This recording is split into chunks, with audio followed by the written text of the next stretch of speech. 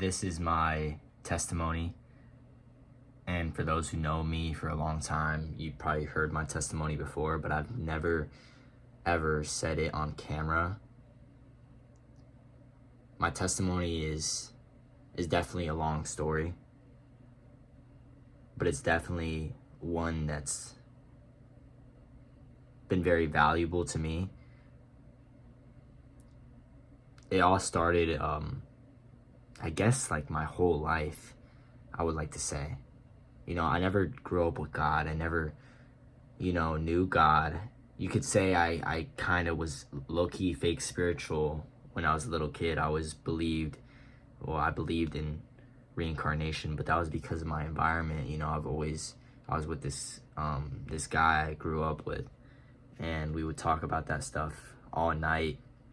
I don't think I've ever told someone that.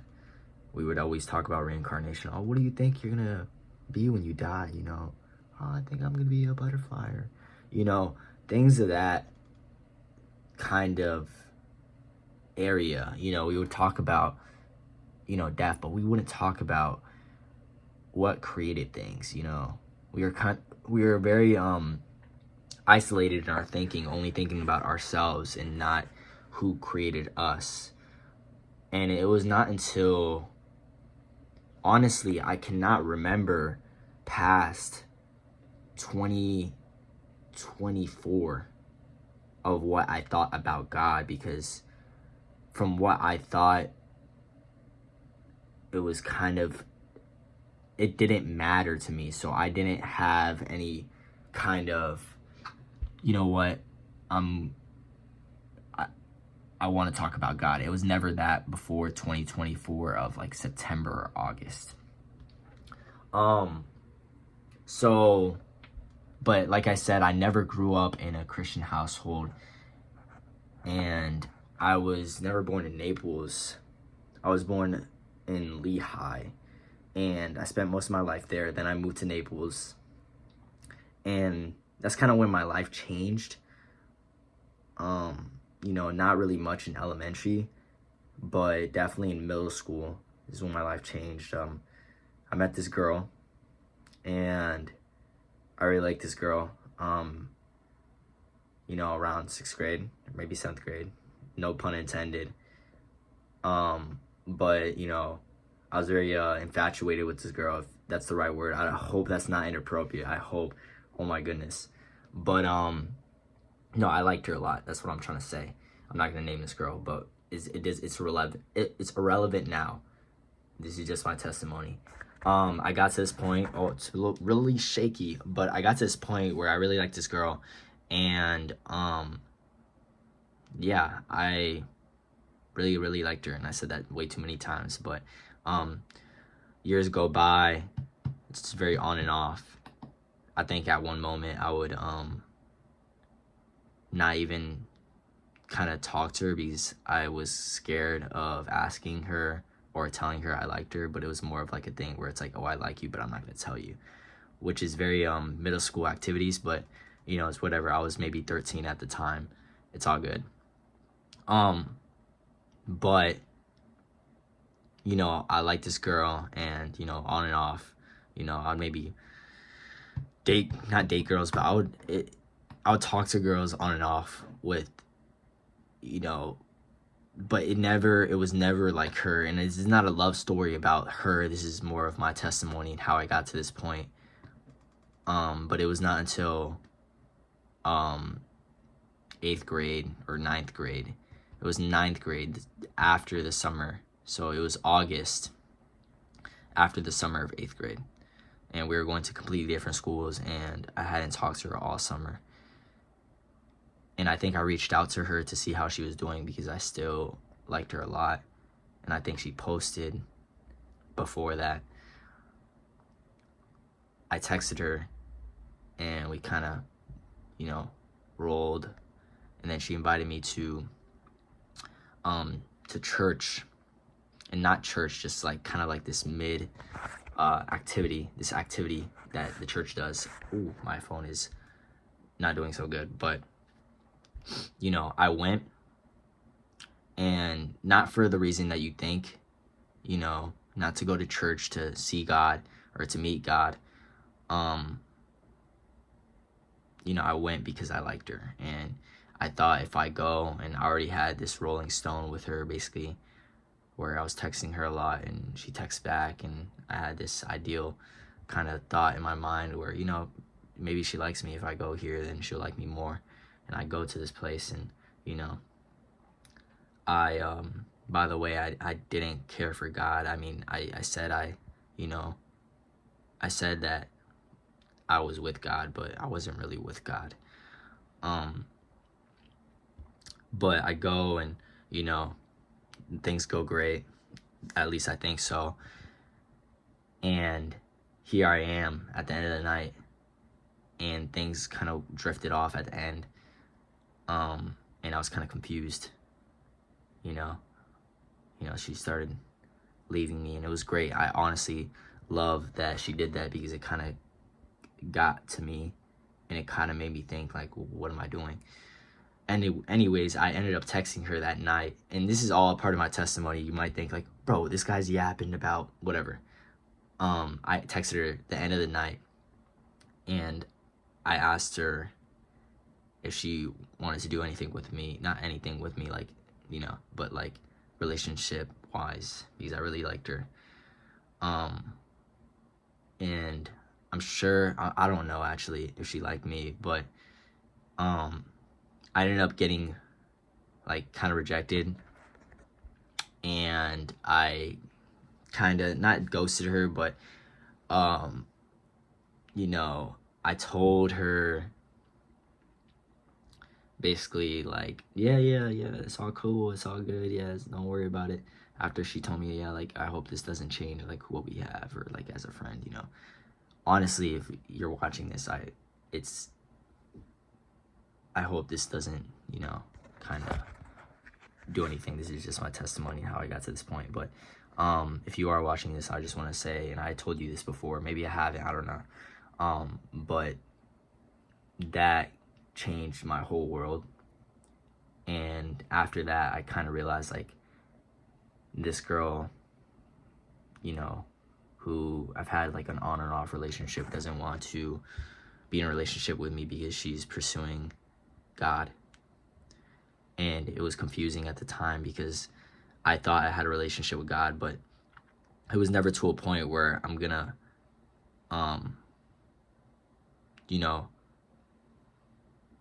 be that dedicated. And it twisted my world. I was like, whoa, that's crazy. And I ghosted her. I ghosted her. She ended up getting really mad at me. I didn't know until like years later when I asked her. Not years later, like 2 years later.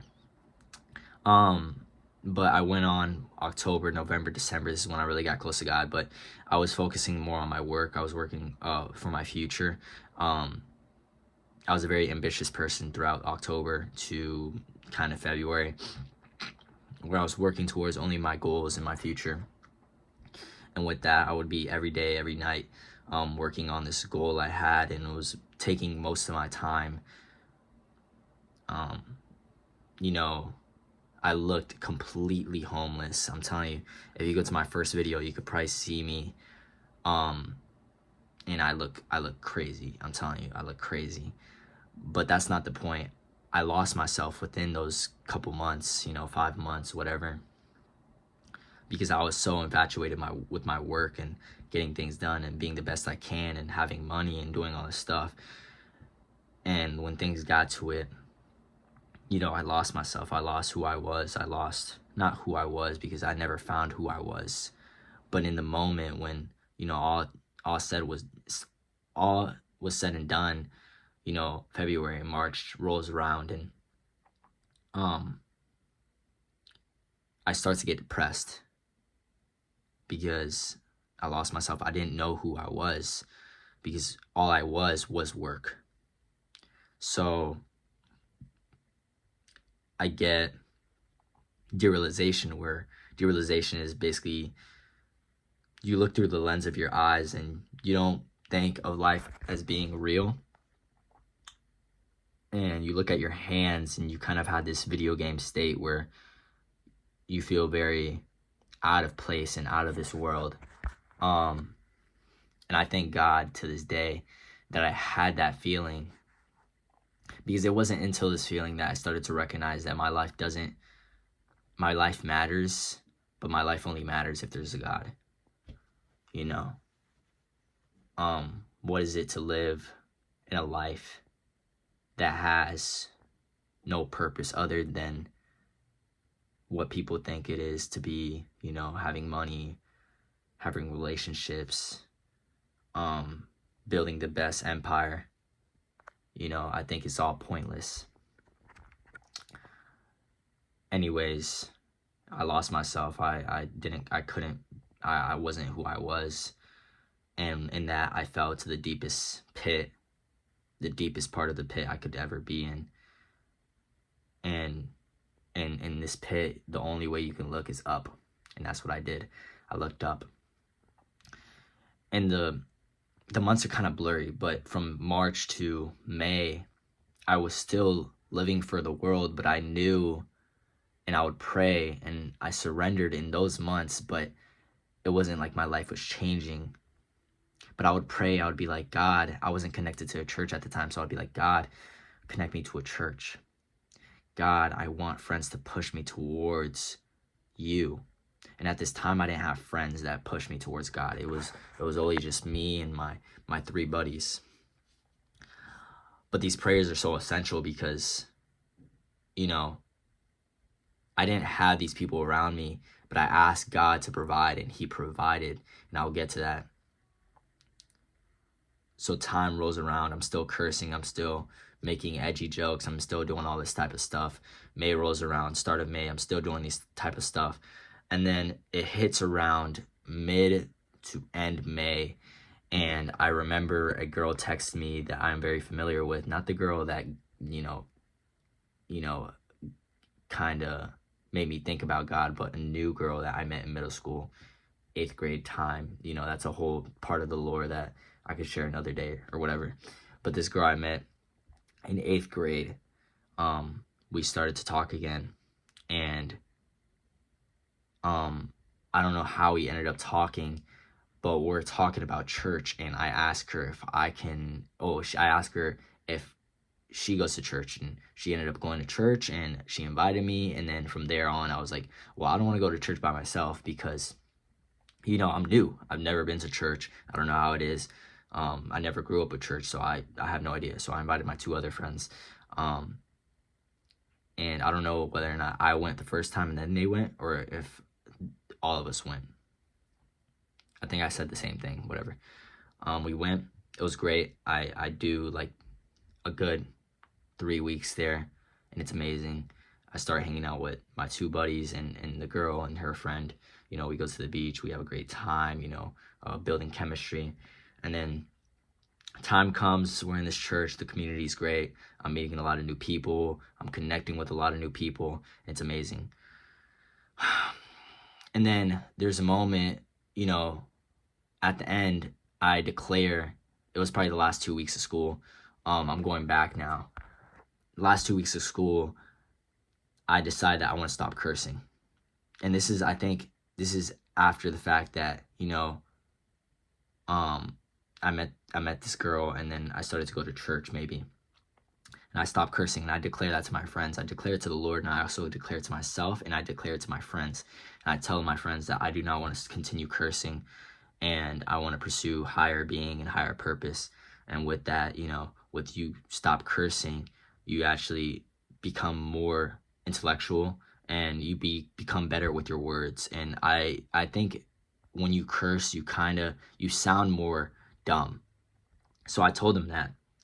And at the time, there was this funny joke that me and my friends had, and it was the F word, and it was super, super funny. So me kind of stopped cursing, and I kind of understood that that joke that was funny around that time, I would have to give it up, basically saying that I don't want to do these type of jokes. Even though it's so hilarious, I don't care about these jokes because I want to be better with God.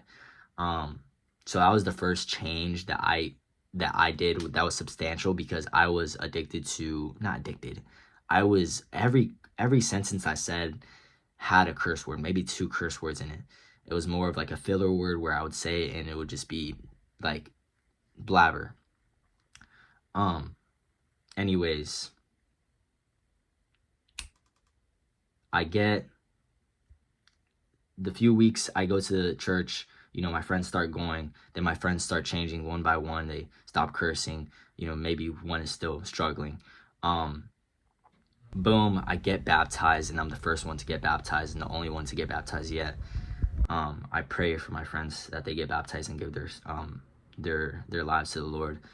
But I give myself to God, and it was in Sugden National Park that I got baptized, and it was a lake. It was very beautiful, and I won't forget it. I actually have the certificate of baptism right here beside me to kind of remind me of this moment.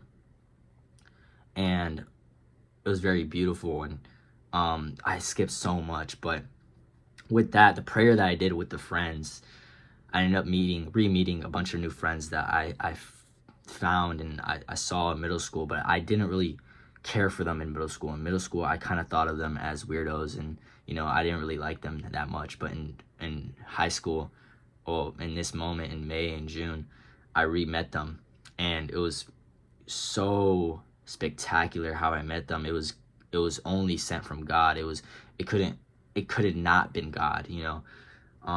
And I could explain the whole story,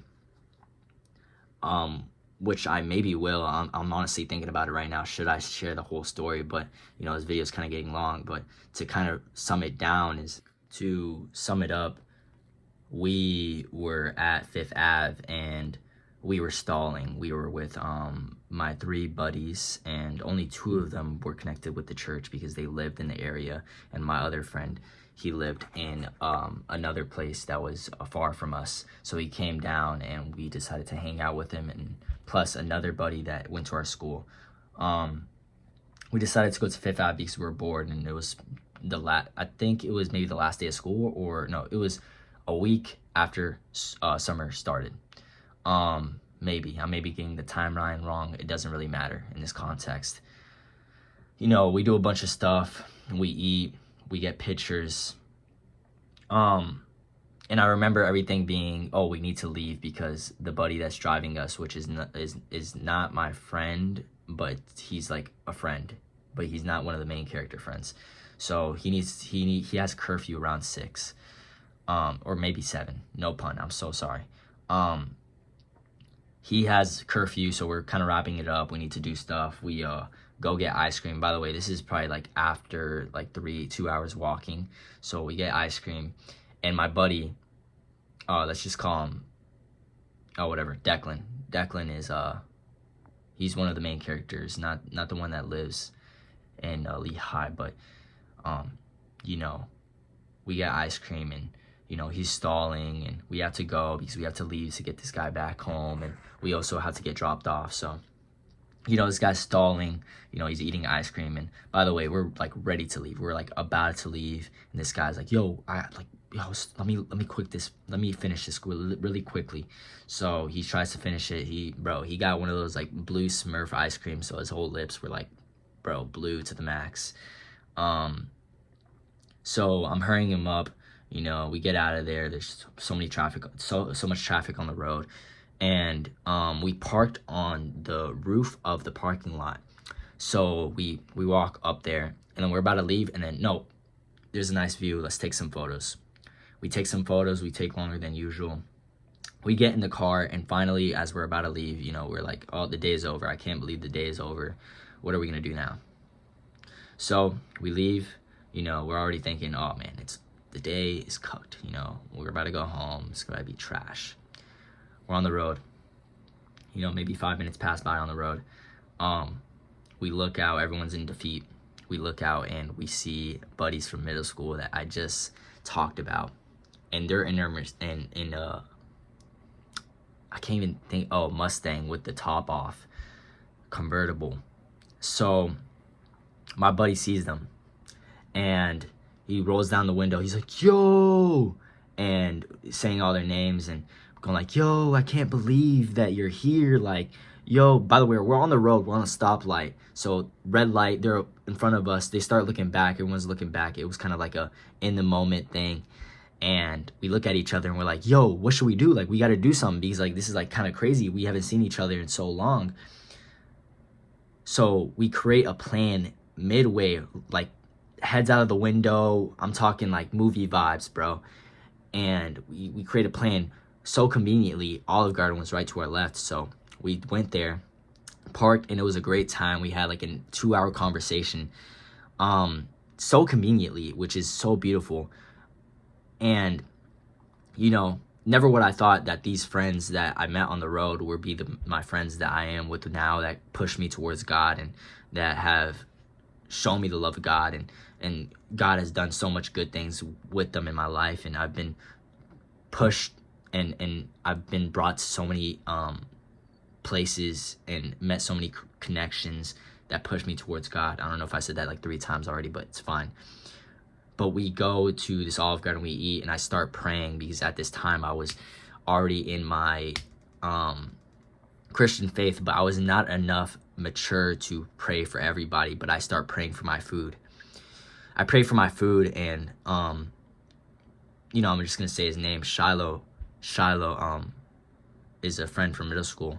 He notices me praying, and him being confident in his faith, and you know, him already being in his faith for a while, he tells me, oh, let's pray for the whole table, because you know, he's been in his faith, and I didn't know that at the time. So when I got told, you know, let's pray for the whole table, it was kind of like a sense of relief, and a sense of, wow, like these people are Christian and they're like, they want to, you know, pray for the table, which was so not common, especially with my friends, because they didn't pray, but I prayed for my food. So I prayed for the table, and I'm telling you, my prayer was very like straight from the book, bro. I did the Lord's Prayer and a little bit of stutters here and there, so it was not great, and I was pretty nervous. But it was my first prayer that I did publicly, and it was definitely a step that grew me towards to be a better and more confident person in God. Anyways, we afterwards, we're like, no, this night can't end. We just ate Olive Garden. It's been great, you know. We were talking about everything. And then they were like, let's go to this place. So we go to this place. It's this luxury apartment place. We play pool. We play ping pong. And Shiloh pulls me to the side. And we talk about God. And everyone else is just in their own world. And then me and Shiloh get to talk about God. And it was kind of surreal, because I never talked to someone about God this deeply before. So me and him were talking, going back and forth, playing ping pong, all whatnot.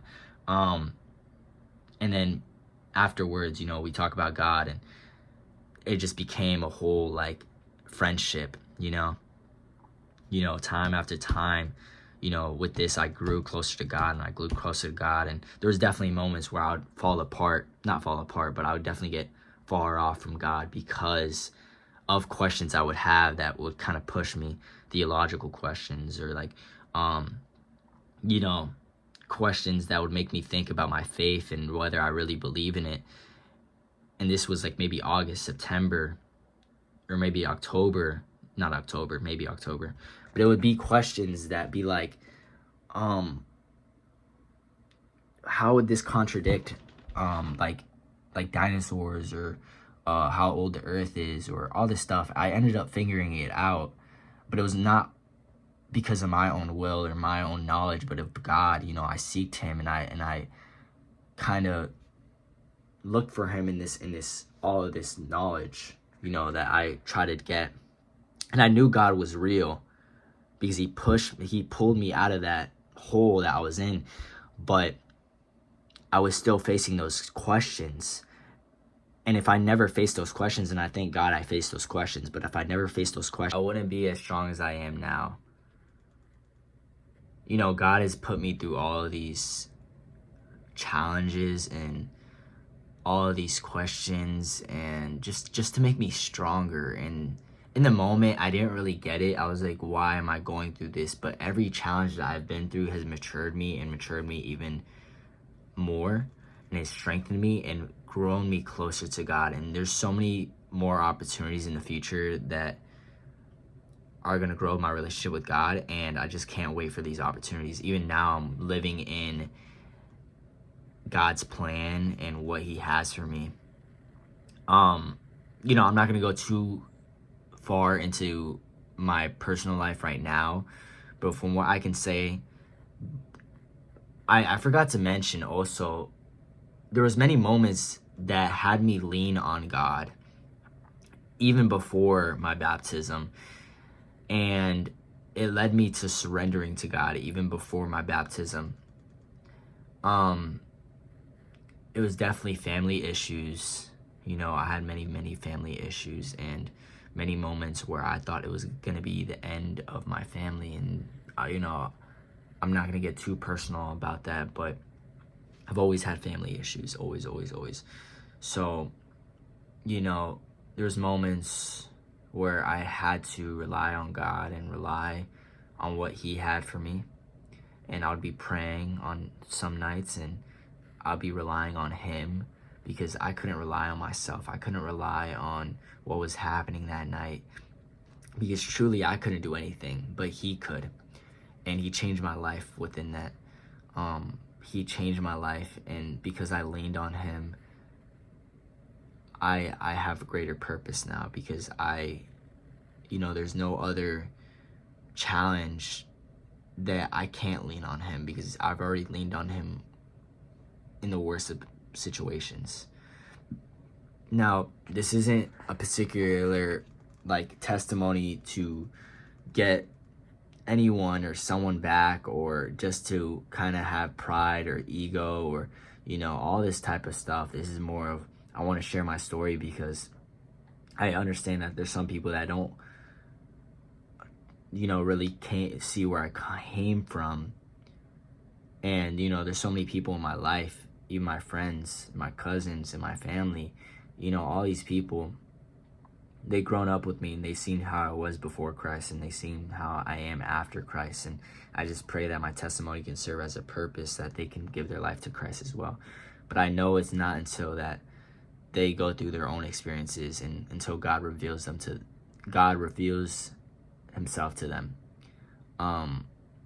But yeah, that's my story. And it goes way deeper. Like now I'm meeting so many more people and I'm being discipled and I'm gonna be discipled, and you know, I'm thinking about maybe switching churches and getting into apologetics because, you know, all these questions that I face, and I feel like I'm good at speaking as well. So, you know, God has shown me, and when I've asked and when I've prayed, it's always been an answer, whether that's a no or maybe a yes, or maybe not be careful, but, you know, have some patience.